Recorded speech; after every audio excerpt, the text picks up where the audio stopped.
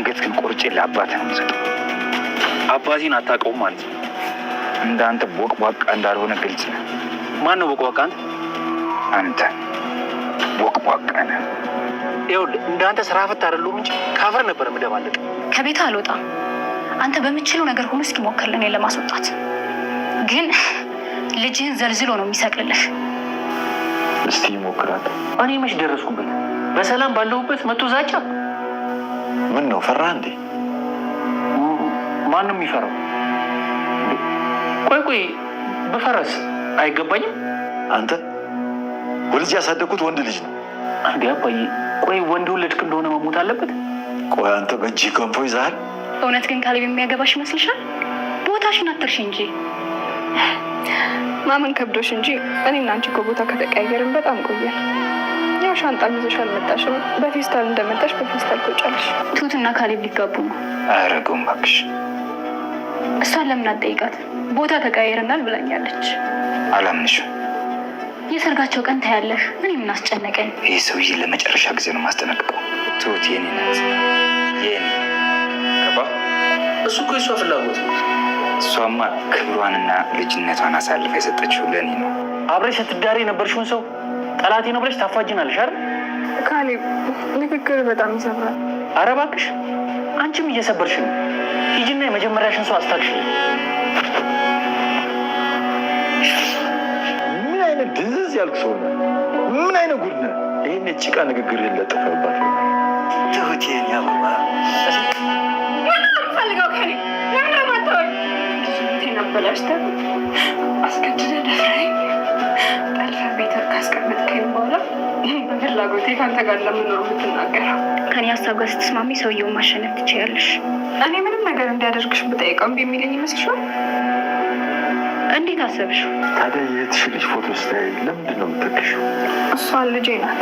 ትሁት በስተመጨረሻም እንግዲህ እውነታውን ለአባባ ተናግራለች። ምክንያቱም እንግዲህ አቶ ተመስገን ያመጣው ፎቶ ማለት ነው ትክክለኛ የሱ ልጅ እንደሆነች እና እንዲሁም ደግሞ ከዚህ በፊት አስገድዶ ለራሱ አድርጓት እንደነበርና በ15 ዓመቷ በልጅነቷ ማለት ነው ያለ ፍላጎቷ እንግዲህ እሱ ጠልፎ እንደወሰዳትና እንዲሁም ደግሞ ያው አስገድዶ እንደደፈራትኝ ከቤቱም እንዳስቀመጣት ልጅ እንደወለደችለት በፎቶ ላይ የሚያያትም የሷ ልጅ እንደሆነች እውነቱን ማለት ነው ለአባባ ተናግራለች። አባባ እጅግ በጣም ነበር እየደነገጠው ማለት ነው። እንዲሁም ደግሞ ትሁት አሁን ላይ እጅግ በጣም ልቧን የሰበረው ነገር የቃሊብ ንግግር ነው። ቃሊብም እንግዲህ ያው ትሁት በአቶ ተመስገን ምክንያት ቃሊብም ሆነ ወይንም ደግሞ ሽማግሌው ከዚህ በፊት የሆነ ነገር እንዳይደርስባቸው በእኔ ምክንያት እነሱ አንድ ነገር ጉዳት ነገር ከደረሰባቸው እኔ ሰው አልሆንም፣ በፍጹም እኔ ከዚህ ቤት መውጣት አለብኝ እያለችም ስታስብ እንደነበርና ለነሱ እጅግ በጣም እንደምታስብላቸው እንግዲህ ደግማ ደጋግማ በፊትም ስትናገር ነበር ማለት ነው። ግን ደግሞ አሁን ላይ ቃሊብ የተናገረው ነገር ምንድን ነው? እንግዲህ ያው ከሱ ጋር ያልጨረስሽው ጉዳይ አለች። ስለዚህ በፊት የራስሽ የሆነን ሰው እንዴት አሁን ደግሞ አላቀውም እኔን እያሳደደኝ ነው ብለሽ አንቺ በፍላጎትሽ የገባሽውን ነገር እንዴት እኛን ለማስገደል ትሞክሪያለሽ? ስለዚህ ለምኑ አሁኑ ተከትለሽው አትሄጅም? ያልጨረስሽው ጉዳይ ካለ ሄደሽ ከሱ ጋር መጨረስ ትችያለሽ በማለት እንግዲህ ያው በንግግር አስከፍቷታል ማለት ነው። ቲና ትሁት ማለት ነው እጅግ በጣም ነበር እየደነገጠችው። ቃሊብ እንደዚህ ሲናገራት ወዲያውኑ ወታ ነበር እየሄደችው ማለት ነው። እና ልክ ወታ ስትሄድ ደግሞ ያው ሽማግሌውም ወደ ቃሊብ ወደ ውስጥ እየገባ ነበረ። ምን አድርጋሃት ነው? ይሄ ጭቃ የሆነ ንግግርህን ለጥፈባት ይሆናል ይሄኔ በማለት እንግዲህ ቃሊብን ተናግሮታል ማለት ነው። ቃሊብም እንግዲህ እነሱ በደንብ ይተዋወቃሉ አባዬ፣ ስለዚህ እኛ በሷ ጉዳይ የሆነ ነገር መሆን የለብንም፣ ራሷ ከራሱ ጋር መሄድ ትችላለች፣ መብቷ ነው በማለት እንግዲህ ሲናገር ነበረ። አንተ ግን መቼ ነው ግን እንደው በስርዓት እንኳን ማሰብ የምችለው ለምንስ እንደዚህ አይነት ንግግር ስትናገራታለህ? በማለት እንግዲህ ቃሊብን እጅግ በጣም ሲናገረውና ሲወቅሰው ነበረ። አንተ እሷን ማዳን ካልቻልክ እኔ ራሴ አባቷ አድናታለሁ በማለት እንግዲህ ተናግሯል። ምክንያቱም ከዚህ በፊት በብዙ ነገሮች ስትጠብቀውና ከጎኑ የነበረችው ስታግዘው የነበረችው ትሁት ስለነበረች ማለት ነው። ከተንኮለኛዋና እጅግ በጣም እንግዲህ ክፉ ከሆነችው ከቲና ተንኮል ማለት ነው በብዙ ነገሮች ከጎኑ ሆና ሽማግሌውን ስትረዳውና ስትጠብቀው የነበረችው ትሁት ስለሆነች አሁንም እሷ የሆነ ነገር ሲደርስባት እኔ ቁጭ ብዬ አላይም፣ አንተ ወጣት ስለሆንክ አንተ ትታገልላታለህ ብዬ ነው እንጂ እኔ እንደሆነ እሷን አልጠላትም በማለት እንግዲህ ሽማግሌው አሁን ላይም ቆርጦ ተነስቷል ማለት ነው። ምክንያቱም እንግዲህ ያው አቶ ተመስገንና እንዲሁም ደግሞ ቴና አብረው እንደሚሰሩ ያው አጋልጧል ማለት ነው። ምክንያቱም እዟቸዋል በመጀመሪያ ፓርት ላይ ሁለታቸው ተነጋግረው እንደሚሰሩ እንዲሁም ደግሞ ዶክተሩን እንዳፈኑትና እንዳሳዙት ባወቀ ሰዓት ሁለታቸውንም እንግዲህ አግኝቷቸዋል፣ እንዲሁም ደግሞ አስፈራርቷቸዋል። ያው ዶክተሩንም እንዲለቁት አድርገዋል ማለት ነው። እና አባባ እጅግ በጣም ጠንካራና ጀግና ነው። ሲቀጥል ደግሞ ልክ ዶክተሩን እንዳስወጣው ካለበት ማለት ነው ከታሰረበት ከታገተበት ቦታ እንዳስወጣው እንዲሁም አቶ ተመስገን ሽማግሌውን ለማጥቃት ከጀርባ መጥቶ ለመማታት ሞክሮ ነበር። ግን ደግሞ ሽማግሌው መልሶ ዘርሮታል ማለት ነው። እና ሽማግሌው በጣም ጠንካራና ጎበዝ እንደሆኑ አቶ ተመስገንም አይቷል ማለት ነው። ለቃሊብም ተናግሯል።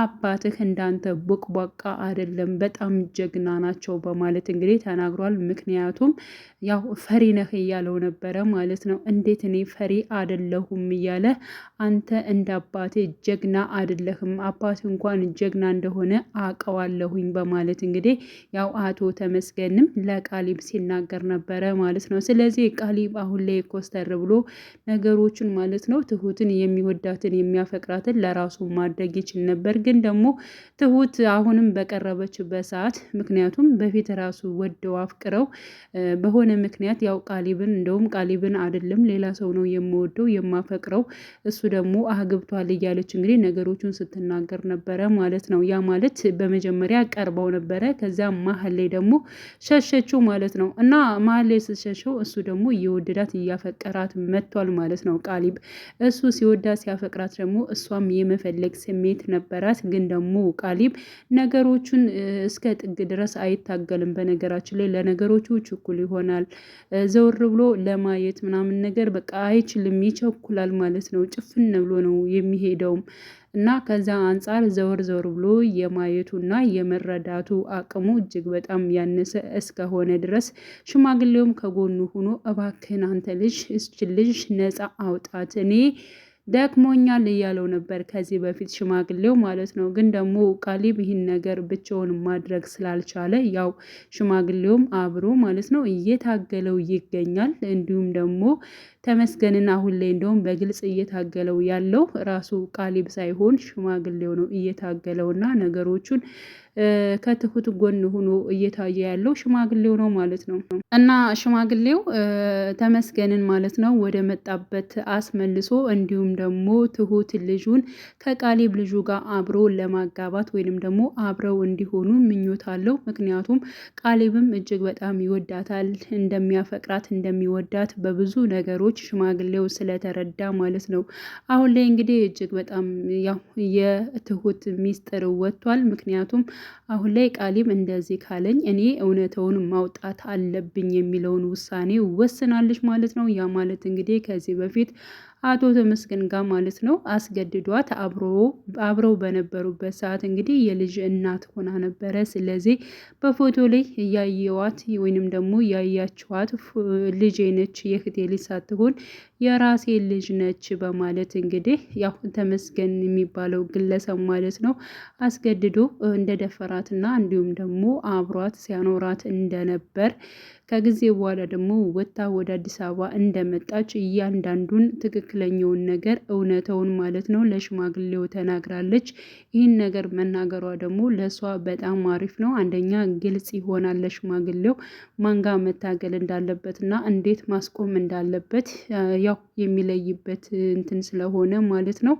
እና ሽማግሌው አሁንም በእርግጠኝነት ከትሁት ጎን ነው። እንዲሁም ደግሞ ቃሊብም እንዲታገልና ለራሱ እንዲያደርጋት እየነገረው ይገኛል ማለት ነው። ምክንያቱም አቶ ተመስገን የሚባለው እሱ ሲታገልና እንዲሁም ደግሞ ለራሱ ለማድረግ ሲታገል ያውም በግድ ሳትፈልገው ለራሱ ማድረግ እየታገለ አንተ ያንተ እጅ ምን ይዟል? ሙቅ ይዟል ወይ?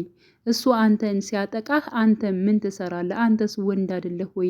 እኔ አይደለሁ ወይ ያሳደግኩ ሆይ? ያለ እንግዲህ አባባ ማለት ነው ያለውን ነገር ለቃሊብ እየተናገረ ነው። እንደዚህ አይነት ውስጥ ችግር ውስጥ ለምን እንገባለን አባዬ እያለ እንግዲህ እሱም ሲመልስ ነበረ። ግን ደግሞ መግባት አለብህ ያለምንም እንትንን ትሁትን እንደዚህ ሲያደርግ እንዲሁም ደግሞ በግድ እጃ ሳትፈልግ ለራሱ ማድረግ በፍጹም አይችልም። ትሁት በጣም ጥሩ ልጅ ነች፣ በብዙ ነገሮች ያወጣች ልጅ ነች እያለ እንግዲህ አንተ ዝም ብትል እኔ ዝም አልልም በማለት እንግዲህ ሽማግሌውም አሁን ላይ ማለት ነው አቋሙ ከትሁት ጎን ለመቆም ነው ማለት ነው። እና ቲናም ከዚህ ቤት አልወጣም ብላ እንግዲህ አባባ ስትደራደረው ነበር። የተደራደረችበት ምክንያት አንድና አንድ ገንዘብ ነው፣ የእሷ ነገር ማለት ነው። ሁልጊዜ በገንዘብ ነው የምትደራደረው። ግን ደግሞ አባባ ላንቺ 5 ሳንቲም እንኳን አላቅምስ፣ ምንም ነገር የምሰጠው ገንዘብ የለኝም። የምታየው ቤቴ ደግሞ የቃሊብ አይደለም የራሴ ነው። ስለዚህ አንቺም ቃሊብም ከፈለጋችሁ መውጣት ትችላላችሁ የሚል ሀሳብ ነው የሰጠው ማለት ነው። እና ያው ትሁትም በነገራችን ላይ ማለት ነው ቲናን በጣም በብዙ ነገሮች ስትናገራት ነበር። ግን ደግሞ ይሄን ሁሉ ነገር ያደረገችው ወይንም ደግሞ እውነታው እንዲወጣ ነገሮቹ ድብልቅልቅ እንዲሆኑ ያደረገችው ራሷ ቲና ነች ማለት ነው። ቲና ነገር ሰርታ ነው እንግዲህ አቶ ተመስገን ይህን ሁሉ ነገር በቃ ከዚህ በኋላ ከትሁት ላይ አይንህን እንድታነሳ እፈልጋለሁ። ትሁት የኔና የኔ ብቻ ነች፣ የልጅነቴ ሚስቴ ነች እያለ እንግዲህ ለቃሊብ መቶ ሲናገር የነበረው ይህን ሴራ እየሰራችው ራሷ ትሁት ቲና ነች ማለት ነው። ቲና ባደረገችው ነገር ነው እነሱ እንደዚህ የሚሆኑት ማለት ነው። ቲና ከነሱ ህይወት መውጣት አለባት በነገራችን ላይ ማለት ነው። እሷ ካልወጣች ምንም አይነት ነገር ሰላም የለም። ከዚህም ከዚያም ትሆናለች፣ ከማንም ጋር ታስማማም፣ ሁሉን ታጋጫለች። ምንም የማታደርገው ነገር የላትም ማለት ነው። ተንኮልና ተንኮል ነው የእሷ ስራ ማለት ነው። አንዴ ከአቶ ተመስገን ጋር ትሆናለች፣ አንዴ ከቃሊብ ጋር፣ አንዴ ከትሁት ጋር። የማትሆንበት የማትገባበት ነገር የለም። እና እጅግ በጣም አስቸጋሪ ልጅ ሆናለች ማለት ነው። ሌላው እንግዲህ ስለ ኤደንና እንዲሁም ደግሞ ስለ ዳኒ ነው ማለት ነው። ኤደን እንግዲህ በትሁት ራሱ እየቀናች ትገኛለች። በነገራችን ላይ እኔ ሳላገባ ትሁት እኮ ልታገባ ነው እያለች ስትናገር ነበር። ማንን ነው የምታገባው ሲላት ያው ቃሊብን ነው ብላለች ማለት ነው። እና እሷ እኮ በጣም ደግና ትሁት ልጅ ነች በማለት እኔ አይደለሁም ማለት ነው እንዴ እያለች ስትናገር ነበረ። እሷም ደግሞ ቃሊብን በጣም ጎበዝ ነው፣ አንደኛ ስራ አለው፣ እንዲሁም ደግሞ ያምራል እያለች ስለ ቃሊብ እንትን ውበትም ስታወራ ነበር። ያው ዳኒም ቅር ብሎታል። ምክንያቱም እሱ አንድና አንድ ያው ገና ስራ ስለጀመረ እንደ ቃሊብ ገንዘብ ስለሌለው እሷ ደግሞ ያው ሙሉ ነው ሁሉም ነገር አለው ብላ ስለተናገረች ምናልባት የው ፍላጎቷ ወደዚያ የሄደ እስከሚመስለው ድረስ ቅር ብሎታል ማለት ነው። ብቻ ኤደንም ዳኒ በተናገረው ነገር ቅር ብሏታል። ኤደን በተናገረችው ነገር ደግሞ ራሱ ዳኒ ቅር ብሎታል ማለት ነው። ያው በሁለት ፍቅረኛሞች መካከል ውስጥ እሷ ሌላ ወንድ ስታደንቅ እሱ ደግሞ ሌላ ሴት ሲያደንቅ ማለት ነው። ይሄ የመቅናት ስሜት ሁሉም ጋር የሚፈጠር ጉዳይ ነው እና በሁለት ፍቅረኛሞች ላይ ሌላ ሰው ማድነቅ ትንሽ የሁለታቸውን ክፍተትነት ነው የሚፈጥረው ማለት ነው። ብቻ እንደዚያ መሆን እንደሌለበት ነው እንግዲህ እኔ የተረዳሁት ማለት ነው። እና ቀጣይ እንግዲህ ምን ሊሆን ይችላል፣ ምን ሊፈጠር ይችላል የሚለውን አብረን ሁላችንም በጉጉት የምንጠብቀው ይሆናል። በእርግጠኝነት ትሁት ከቃሊብ ጋር ትሆናለች ብዬ አስባለሁኝ። መቼም አቶ ተመስገን ጋር አትሄድም። በቃ ከቃሊብ ጋር መሆን አለባት፣ ለአባባ እንዲሁም ደግሞ ለቃሊብም እሷ አስፈላጊ ጎበዝና ታማኝ ሴት ነች ማለት ነው። አብረን የምናይ ይሆናል። መልካም ጊዜ ተመኘውላችሁ።